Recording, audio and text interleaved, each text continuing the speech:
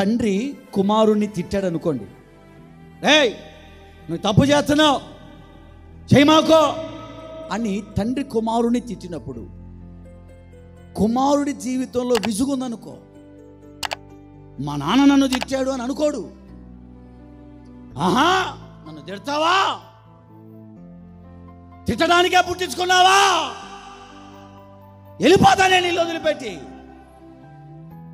అని ఆ విసుగు లోపల ఆ అబ్బాయికి ఏం కలుగు చేస్తుందో తెలుసా?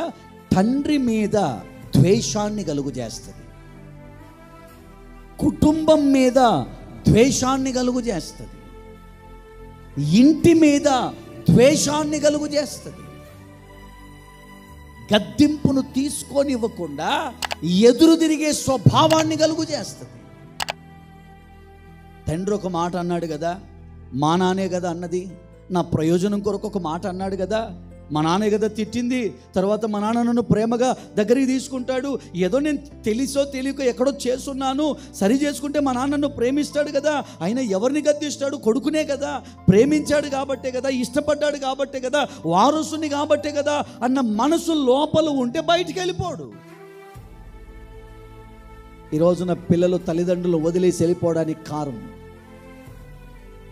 తల్లిదండ్రుల గద్దింపును వాళ్ళు తీసుకోలేకపోతున్నారు.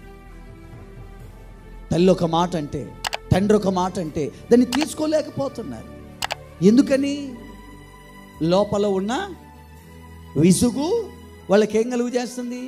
నాన్నను శత్రువుగా చూపిస్తుంది, అమ్మను శత్రువుగా చూపిస్తుంది, అయిన వాళ్ళను శత్రువులుగా చూపిస్తుంది. లోపల ఉన్నటువంటి ఈ విసుగు, లోపల ఉన్నటువంటి ఈ విసుగు సొంత తల్లిని తల్లిలాగా చూపించట్లేదు, శత్రువులాగా చూపిస్తుంది. తండ్రిని తండ్రిలాగా చూపించట్లేదు, పరాయివాడిలాగా చూపిస్తుంది. బంధుత్వాలు, బాంధవ్యాలు, ప్రేమలు, విలువలు అన్ని మర్చిపోయేలాగా చేస్తుంది.